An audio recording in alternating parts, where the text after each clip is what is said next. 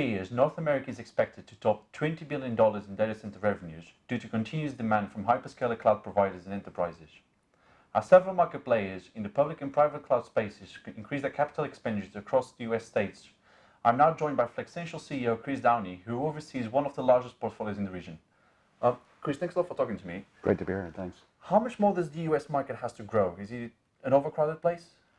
Not from our perspective. I think you see continued growth and across a number of different, I'll call it channels. You know, you obviously have tremendous amount of what is called hyperscale growth from massive cloud providers that are building compute for, you know, all of the, you know, the new massively scaling, you know, applications that exist out there. But, you know, from an enterprise perspective, which is where we've been focused for, you know, pretty much our whole time in the business, is the enterprise is really recognizing that it needs to leverage the types of resources that we have in our data centers. And so, you know, there are different types of projections out there, but we're clearly bullish that there's continued growth, not only from new users, but, you know, a lot of you know, enterprises that are just realizing that these great resources are available to them. Okay, but also as the North American market grows, by 2021, Asia is sort of expected to take over the market as the largest colocation market in the world, especially driven by China. Could this pose any concerns to the industry globally, or? No, I don't think concerns. You know, I think it's certainly reasonable to expect that those marketplaces, as they mature, just given the population centers and geographic reach, will become, you know, massive growers in their own right. But I just think that broadens the opportunity set for companies like ours, because a lot of our customers are federating into Asian marketplaces, and the more mature, the more sophisticated, or the more agile they are, I think just increases opportunity for all involved. Okay. Last time we spoke was about a year ago, 12 months ago in Chicago, and a lot of the conversation focused around edge computing and the integration of VIA West and Big Ten. Yeah. How have things been over the last 12 months? You've had a lot of expansions, to name a few: Atlanta, Portland, Oregon. You've done a lot of partnerships. You've done some acquisitions as well. What's Flexential today, 2 years after the merger, and where do you want to go next? Yeah, so as you said, we've been quite busy over the last 18 months. I'm happy to say that integration has gone well, and that's really moving quickly. It's finished and very quickly moving into the rearview mirror. You know, we have some systems that are still settling in, but they were really critical to give Flexential the ability to scale going forward, really in all areas, both geographic footprint, but in terms of reach of extending our capability set across an even larger customer base. So, you know, today Flexential, 41 data centers, 21 markets, a very robust network fabric that ties everything together. We also tie into 11 carrier hotels now, so we think the conversation that we can create for our customers in terms of where their data needs to federate is fairly ubiquitous at this juncture, and really a big focus for us now is growth, and really not only continuing the trajectory from our existing customers, but, you know, in a lot of ways Flexential is a new utility available on a national scale, and we've got to make sure that everybody knows about it. And so I've been spending a lot of my time on broadening our go-to-market, building awareness, and but we've also been expanding a lot. So a lot of work expanding our facilities up in Hillsboro and Portland, Oregon, also in Atlanta, Charlotte, Nashville, and I think that covers it for the latest acquisitions. Okay. And no plans to go outside the US?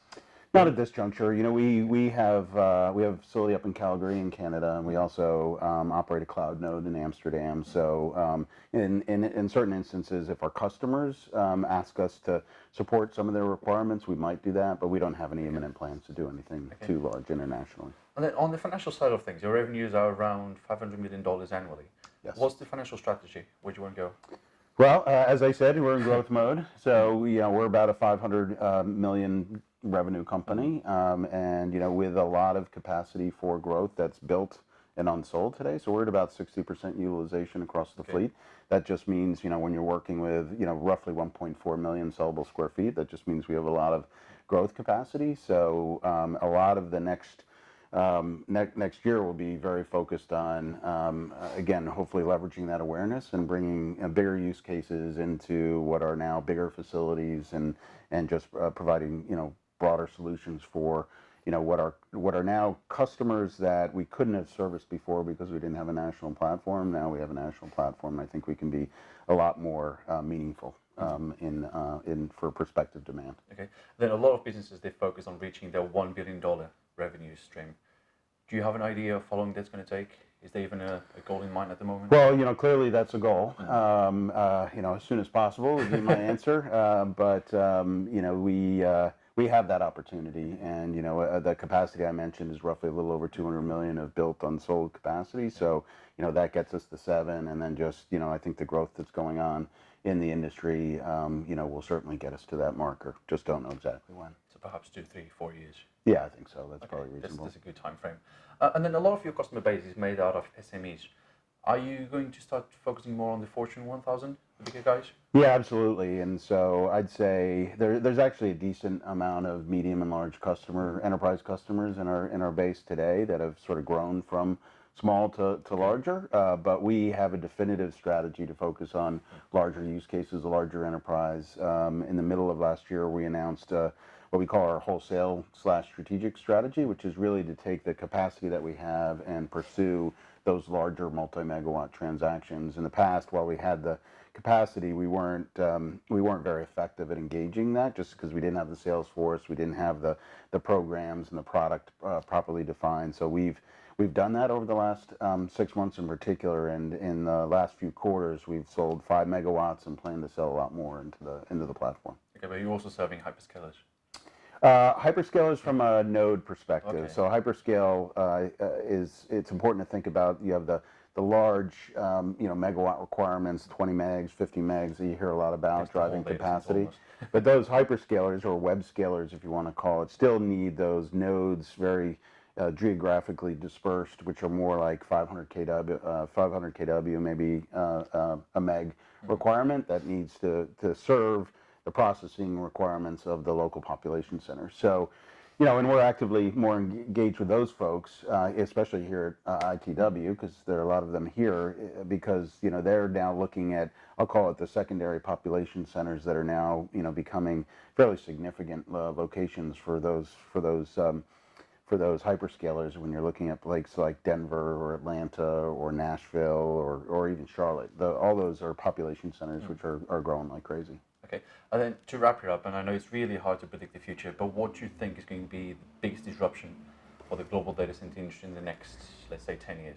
Yeah, well, I think the amount of data that's going to be created that needs to be housed in environments like we have at FlexCentral, and for the data center industry at large is just, I think it's a fraction of what it's going to be 10 years from now, or at least even 5 years from now. And so I think that requires capacity, but that also requires massive network capabilities as well, just because that data is, while it's being created, it's also probably moving around at exponential speeds or distances than it ever had in the past, back to your question about Asia. So, I think the amount of data and the amount of transport or network required to move that data is probably going to be, one of the biggest impacts on the industry going forward. Definitely in for a big ride. Yeah, I think so, definitely. And a lot of money as well. Absolutely. All right, Chris, thanks a lot for talking to me.